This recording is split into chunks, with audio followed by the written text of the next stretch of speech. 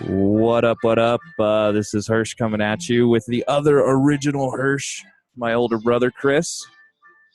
What's up, what's up? Yeah, we're going to get into a little bit of nonsense, talking about, just the bullshit that we talk about usually on the regular basis. Today, we're going to talk about hobby blacksmithing. My brother's real big into it, and he's like a real man. Anyway, getting into that. Let me bump this down. So, right now, let's give them a rundown of what you do on a regular basis as far as with your blacksmithing stuff. We know your background. You're a welder and a machinist. Yeah. I dabble in a little bit of machining, but I'm a skilled welder.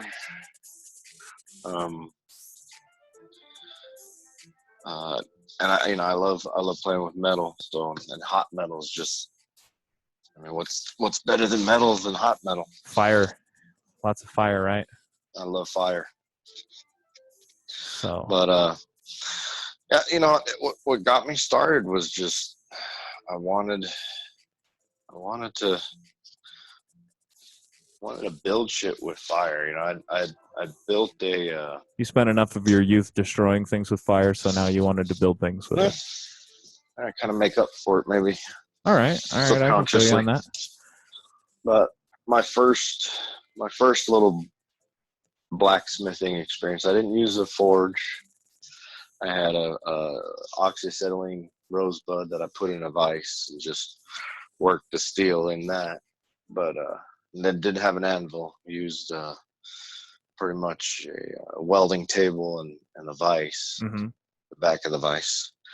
But I made curtain rods for my house, and you could do pull-ups from them. It was 3/4 inch solid stock, right? And then the ends I had squared off, and then just gave a little twist to them. And then the hanger part where you would put the rod, I used a 1/2 inch stock. Okay. Rectangle stock or bar stock, rectangle bar stock, and kind of forged it around it. And then after I finished that, I drilled through the center of the rod, and then I tapped and I also drilled into the whatchamajigger, the holder of the rod, I guess you would call it. I don't know what the hell the technical term, but so I could put a bolt in the top and screw it together, but you could also take the bar off to slide in if you had solid rings. Oh, okay. I was thinking ahead, dang. So it was all hammered finish on the holder of the curtain rod, and I love that look. Right on. So let's talk about your forge. What kind of forge did you end up building, man? So I went pretty much everything I've done with my forge area has been scavenged. Let's use a better word for that. It's reclaimed. It's upcycling. Okay, yeah, it's upcycling. I find stuff. I ask people in certain industries, I know some people in the big trucking industry. So I'm pulling up some imagery of a brake drum forge so that people can kind of see. Yeah, and what I used was a semi-truck rear brake drum. Yeah. For my forge. As you guys can see here in these diagrams, it shows this is exactly the setup that my brother has. He has it set out on a big metal table, and it's not being run off of some chintzy hair dryer. It's no hair dryers. Run off a shop vac. I'm using a reclaimed shop vac. I had an upgrade, and I got an upgrade, so I had a smaller one. So the smaller one just got repurposed. Repurposed is what he said. It's that upcycling and shit, so, man. And the table that I had and all the angle iron, that was all just stock that I had accumulated over the years from welding. I mean, you do a job, or you buy steel or whatever, you get it, cheap at one point, and now cheap, steel's not that cheap anymore. So, No, absolutely not. Let's see if we and can if I pull. do need any newer stock, I go to salvage yards, and I get they've got like brand new stock for like 60 cents a pound.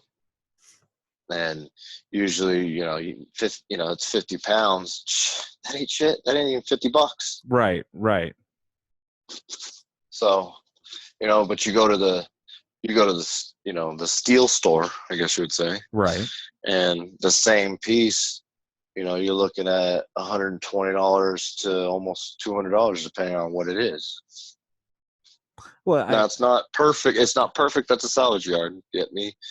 It is, rusted spots. Some of the protective coating has scaled off, and it's salvage. It's not brand new, but it's good steel. right. You just got to work a little harder to get down to it if you want it all pretty.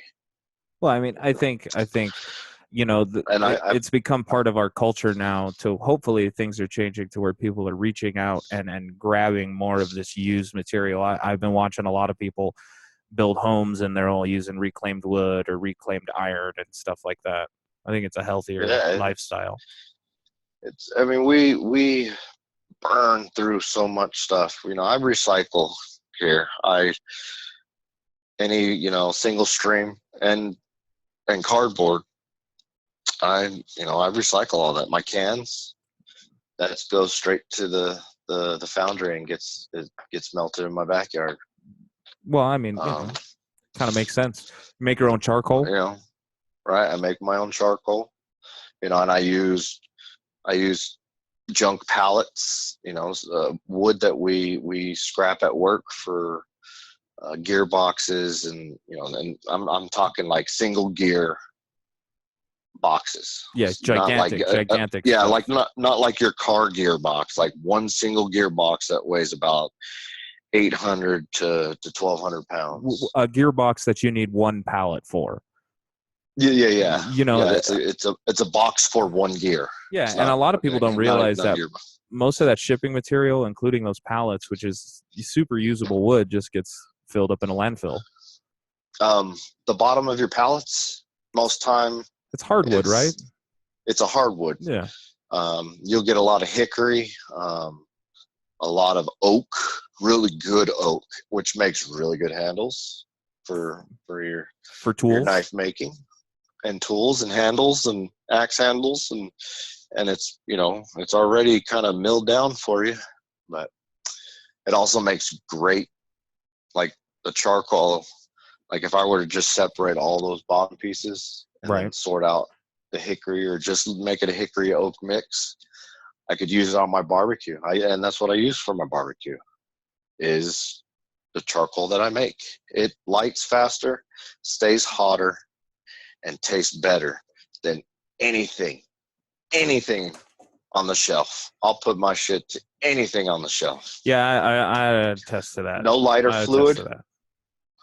No lighter fluid. You can use one of your little charcoal heater cup thingies. Little lighter dealy bopper.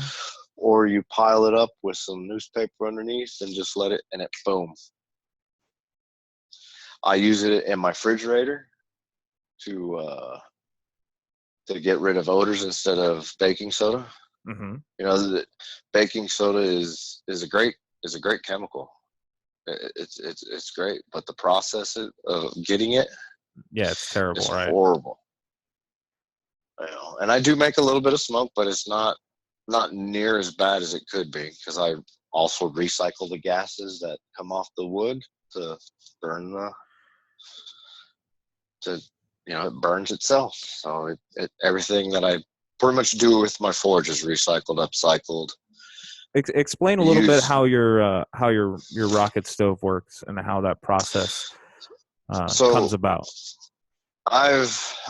Before I even I was like, I'm gonna make my own charcoal, because I looked at propane forges.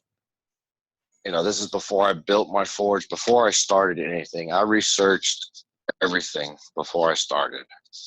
What was the easiest, cheapest, and most, I guess,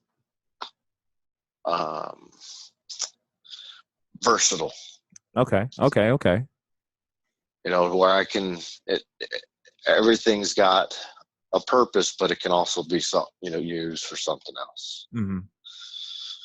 So like with my charcoal retort, what it does is it heats up the wood. You're not the wood that you want to make charcoal. You don't want direct fire on it.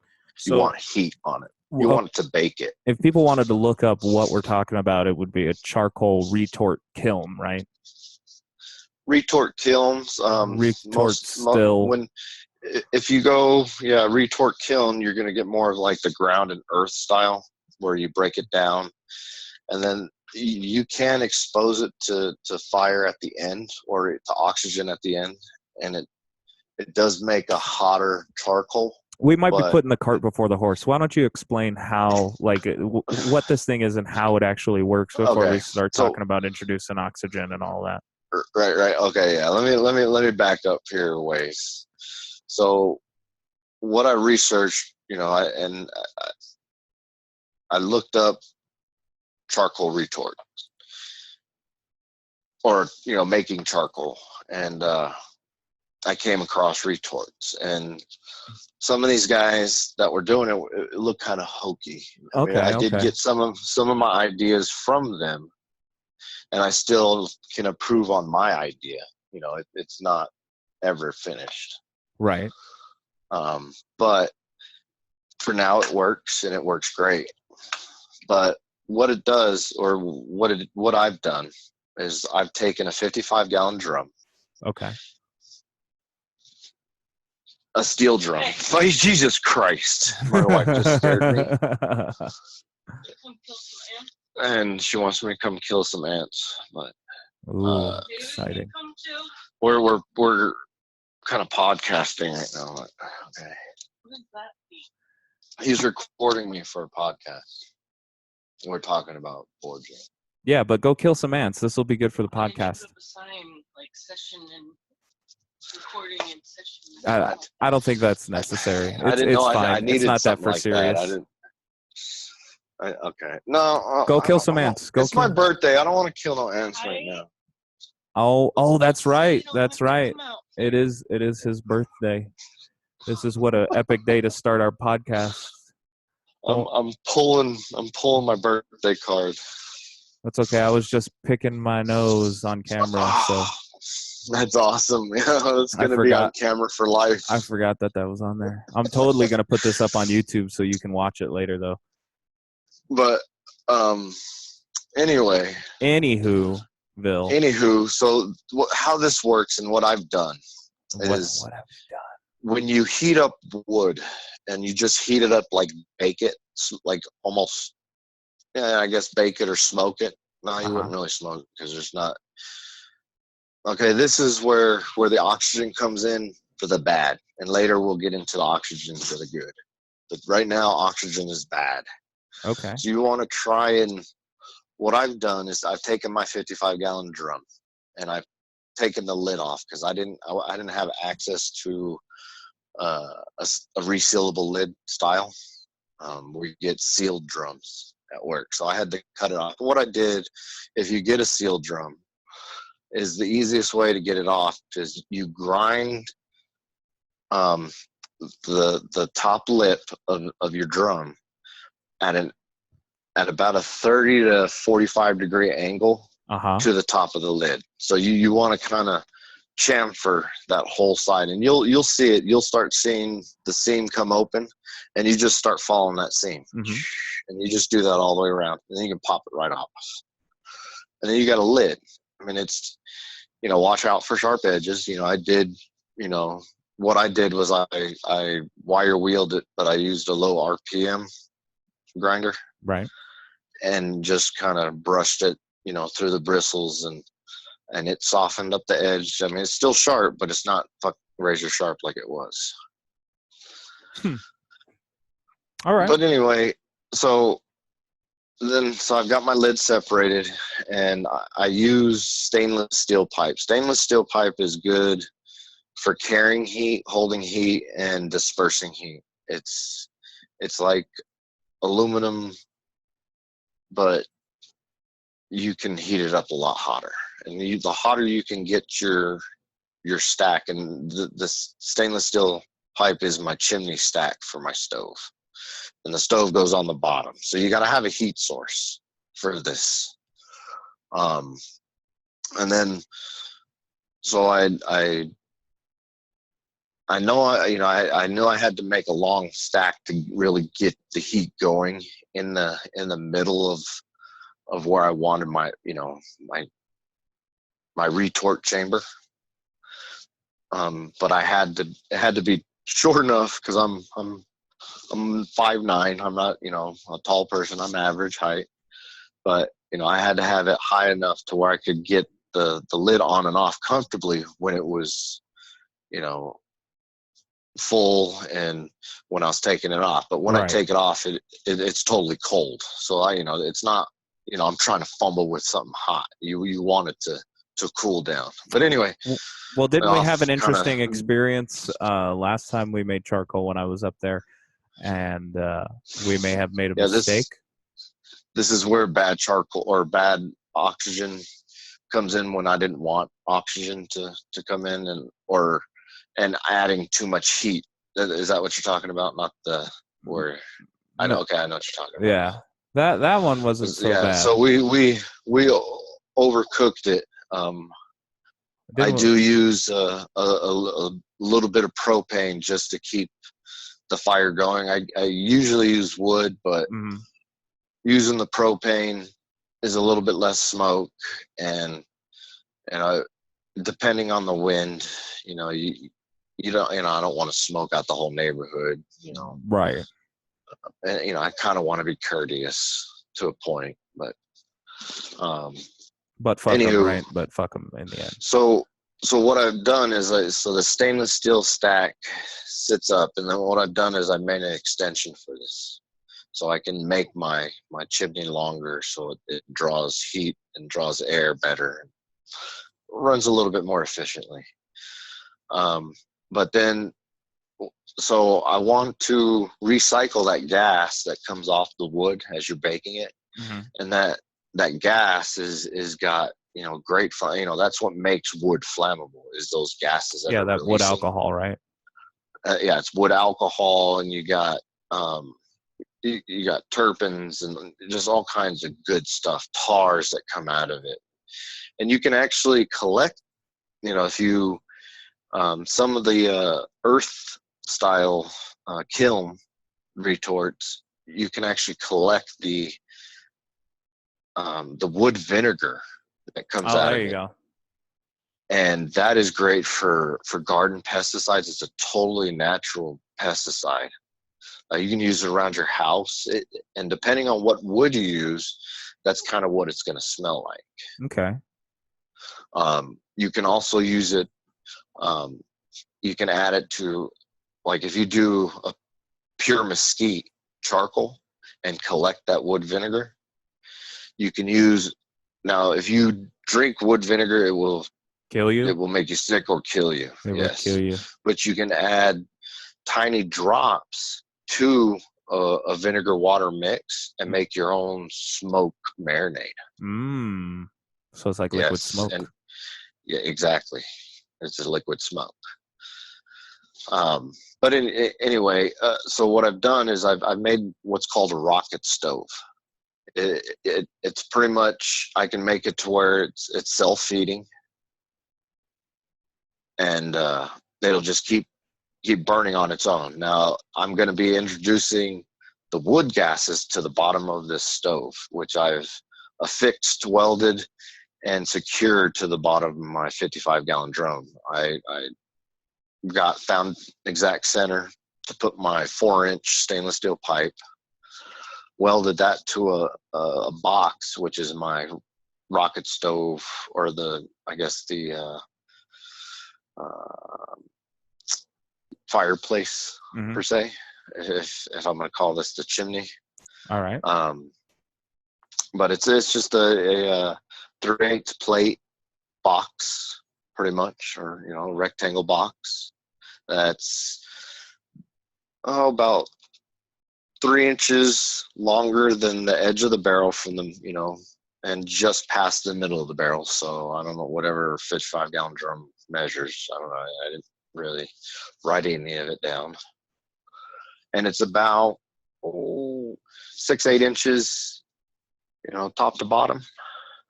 It's a pretty good size box. Right on. And then what I did, because I didn't want that whole stove standing on my rocket stove. So what I did was I cut a barrel at about just above the first roll of a barrel, and I used a zip wheel on my grinder, and just by eye just kind of rolled it and cut it, and what I did was right as it was cresting over, I cut right above that, and so after I cut it in half, I took a pair of pliers and rolled all that back, and then I put that piece on the bottom of my stove, or on the bottom of my barrel, and that's my stand. And then what I did is I hammered it all back down and very delicately stick welded it. At the time I didn't have my TIG set up, so I just, with a 3/32 on straight polarity, I just tacked it so it was secure. And it is. I mean, it's part of the barrel now, so it's a little bit taller than a regular 55-gallon drum. Right on. Then what I did was I got kale wool. Oh well, hold on. Let me back up. So the gases that come out are collected at the top of the barrel in the back by a 1.5-inch pipe, and that snake, it routes down to the back of the rocket stove, and so those gases get burned right there at the hottest point, and then it creates a nice hot zone right down the middle, of the chimney, and it's on fire in that right 4-foot section. All right. I see what you're saying. And so that it kind of recycles its own gas. It will self-burn after a certain point. Once it gets so hot and there's plenty of gas for it will self-burn. See, I got a little video going up right now here in the background showing this guy use a very similar design, almost exactly to what Chris is explaining here right at the moment. It's wrapped in kale wool. It's a real basic kind of simple machine, but it fucking works awesome. You gotta jab at it and clear your point of on top of my kale wool. I wrapped it in a fireproof welding blanket, the canvas style, not the white fiber ceramic. It looks like manila. Style. Looks like a manila envelope. Yes, it takes heat better. It doesn't become fibrous. And working with kale wool, I see guys work with it a lot. And I'm going to bring up a lot of safety during this, and safety is my big issue. Okay, safety glasses, that's if you want to put an eye out, that's on you. But when you're working with kale wool, silica brick, silica sand, you got to treat it like asbestos, almost. Like, you can work with asbestos as long as you keep it wet, or you've got some kind of respirator. A dust mask works. Even if you have a do-rag, or cut the sleeve off an old shirt and use that. Just use some kind of barrier, because that gets in your lungs and it acts just like asbestos. You can get mesothelioma from kale wool and silica brick just as fast as you can get it from asbestos. So you got to be careful with that stuff. But anyway, so I wrapped it in my fire blanket to keep that contained. You know, I do want to add another layer. I think that's going to make it even more efficient of kale wool. But I'm also, when I do that second layer, I'm going to add a stabilizer liquid. Right. What it is you know, you paint it on there, and it stabilizes and makes it rock hard, which will make moving it a little bit more. I'd have to be a little bit more gentle now. You know, I just throw it around. You know, I can just pick it up and toss it around pretty much. I mean, it's heavy, but it's not heavy where I can't move it. Right. Maybe eventually put it on wheels, you know, or like a dolly style something, you know. But anyway, so, and the lid, I've also put kale wool on top of that, and then I've made a pretty much a brace that holds it down. And I rushed it, and I used parts, you know, trimmings that I had, and it didn't, you know, it's not square, it's rectangle, so it doesn't hold the whole lid down as much as I would have liked, but it works. Right. And for right now, you know, getting it to work, and you know, because when I built this, it was, you know, it was an experiment. It was, you know, how's this going to work? You know, Do you think it's I'd more never done it, satisfying that you know that when you make something on your forge, knowing that you've been a part of every step of the process, short of making crucible steel or something like that? I think so, because, you know, I've worked in the oil field industry, and I've been a part of pulling it out of the ground, transportating it. You know, that's a good word. I like that word, transportating it. Transportating it. Yeah, it's a nice transporting it. Yeah, that's a nice addition, though. But, you know, transporting it. You know, I've been in the transportation of it. Is that right? Right. Yeah. Anyway, you know, so I've seen, you know, how propane, you know, I've seen how all that's been pulled out of the ground, and it, you know, I feel that, you know, I've got a big enough, I don't want to sound eco-friendly or, you know, but I think I've got a big enough footprint with my diesel and my V8 pickup, you know, and my generator that I run my camper with. You're just bragging. You're just bragging now. No, you know, don't worry about my cars and my camper. And plus, I was thinking economics. You know, if I'm gonna make a knife, and being a little Jewy about it, it's okay. Make a knife to sell it, even. You know, I don't want to have too much invested in it. Not that saying that I'm not going to put out a quality knife, I just, you know, if somebody's going to pay me $200 for one of my knives, I'm going to take it. Right. You know, if they're only going to give me, you know, $20 for it, you know, I'm not out. But, you know, the time it took me to do it, and I enjoy doing it. So, you know, you're really paying me, you know, $20 for my enjoyment. That's fine. I'm not doing it to become rich, you know, and I'm not going to do it, you know, and I'm not starting off doing it to make, you know, $1,000 knives and stuff like that. So what's the next project for your little home blacksmithing or hobby blacksmithing thing?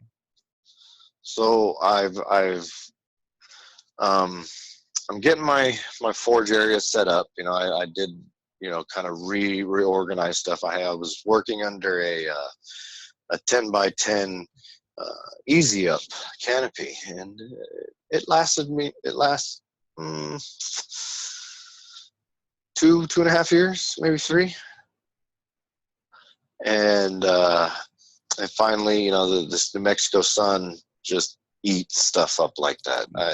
Anything plastic, vinyl, canvas, it just eats it up. Wood, if you can't protect it, it's just the sun beats down, and just, it's great for metal. Right. Just dry. Dry. Yeah, there's really no rusty cars out here. You know, the metal's like surface rust from like dew or a little bit of rain. You know, it's not.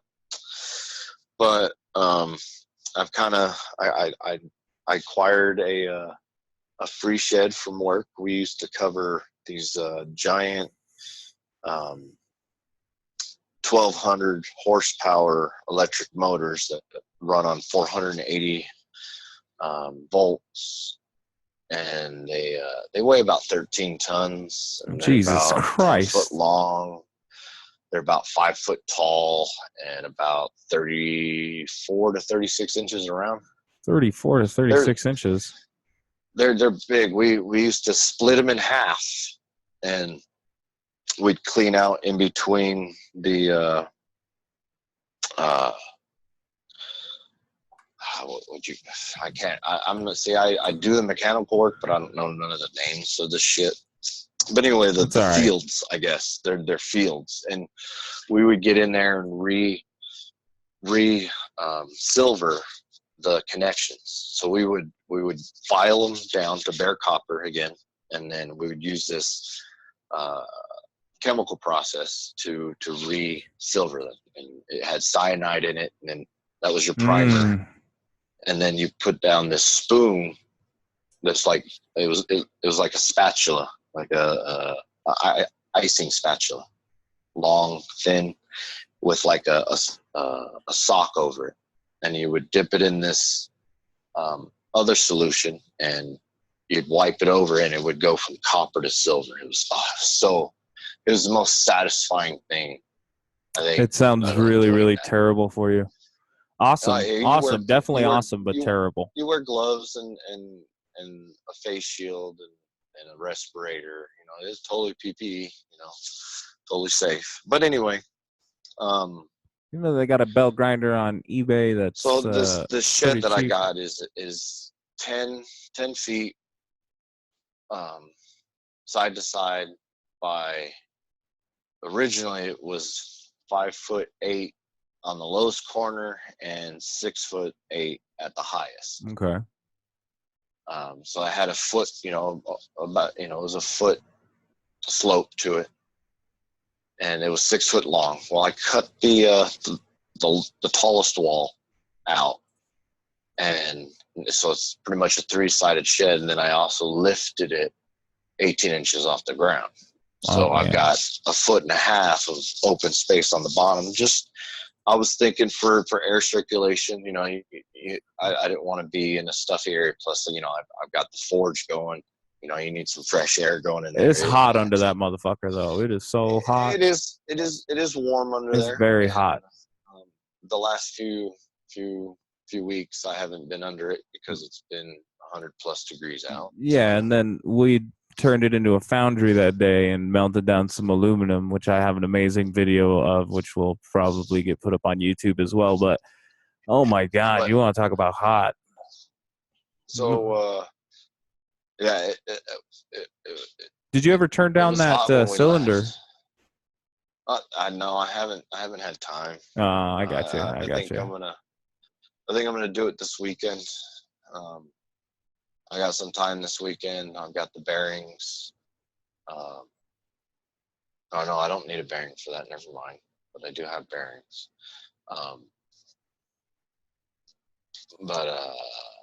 Yeah, I do want to turn that down this weekend. I've drawn out plans. I have taken measurements.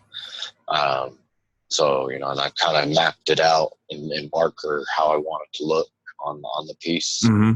Where I want to put the holes. I'm gonna go with a 8-hole hole pattern. So what we're talking about here is the drive pulley for his 2x72 belt grinder. Yes. Kind of getting off subject of my forge, but yes, this is it was one reason why I started melting aluminum, was so I could build. So like on my everything that I've done, I've built. Right. Or I've found, or I've repurposed. Like my anvil, I found it at a metal salvage yard. I was looking for some angle iron and some pipe, and stumbled on this 65-pound anvil. Beautiful shape. It's got a nice bounce to it. I paid 60 cents a pound for it. See, that's Right? wonderful. It'd be awesome if it was like a 200-pound anvil. Oh yeah, yeah, that would have been, yeah. But I mean, you just gotta, I was at the right place at the right time. I also picked up some railroad iron.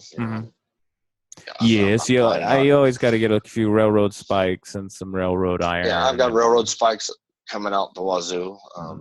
I do some work out at the local coal mine, and they use a railroad to move the coal that they pull out of the ground to the electric plant, but to the power plant. And I was given these railroad spikes because they were like, they knew I blacksmith, so I kind of it's nice. Right on. Free stuff is always great. Agreed. And definitely then agreed.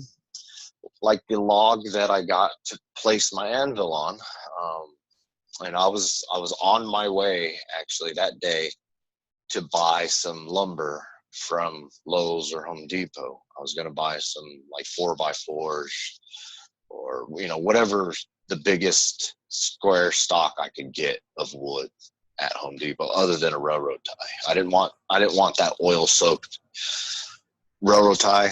I'm just, I grew up with railroad ties in our front yard, and I'm not a fan of that smell.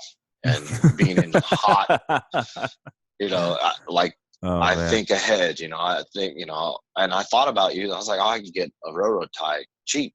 Yeah. Or even free. And then I was thinking, no, it's going to get hot, and it's that oil that it's soaked in. Cosmoline or whatever the fuck it is. Is just going to permeate, and it's just, no, I'm not going to deal with that.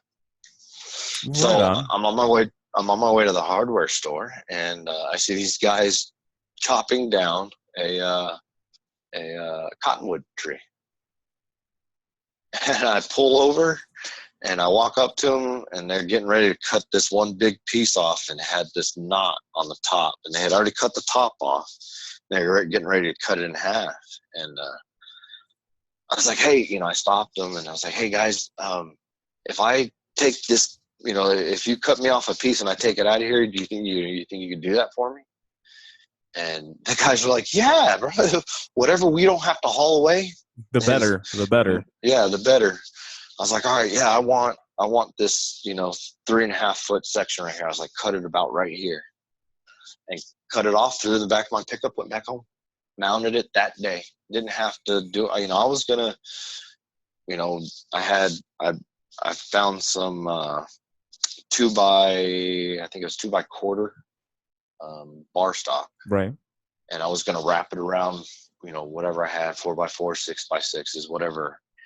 And, I was going to, get all fancy with it and forge it out, make a pin and lock deal. And I was going to, get a little fancy, but I happened to find this stump. This stump had character. It's got a little knot in it to hold things. And it's just, it's a great little stump. I love it.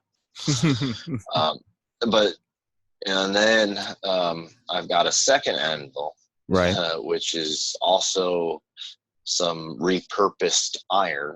It was a jib arm for a group of front-end pirates. loader. Oh, never mind. But this front-end loader isn't your typical, road construction front-end loader. This thing is, the tires are about 15 to 20 feet tall. It weighs, what did they say? It weighs like 36 tons or something like that. I forget what it was. It was something ridiculous. 136 tons, I think what it was. and it can haul 200 tons of coal. Right on. Or pick That's up. crazy. That's a shitload of coal. That's a shitload of coal.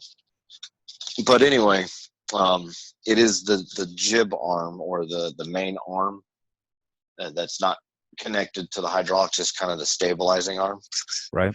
Well, the mine broke its arm. It broke the arm, and it's a big piece of metal. The chunk that I cut out of this giant chunk of metal, because we took it to the shop and they wanted us to weld it back together, and it was way too thick, and so for us to have fixed it properly by code and make it last, and be right, and I was a part of this. I do have a lot of structural welding experience, heavy equipment, pipeline, you name it. I've probably done it or want to do it. But we don't have, so on something that big, you would have to stress relieve it. Right. You couldn't just weld it and call it good. So you'd have to stress relieve it, or our ovens weren't big enough for it to fit in, for one. Well, let's hold off for right two, there. I'm just going to stop the video. We're a little bit deep into this. Give me 1 second. And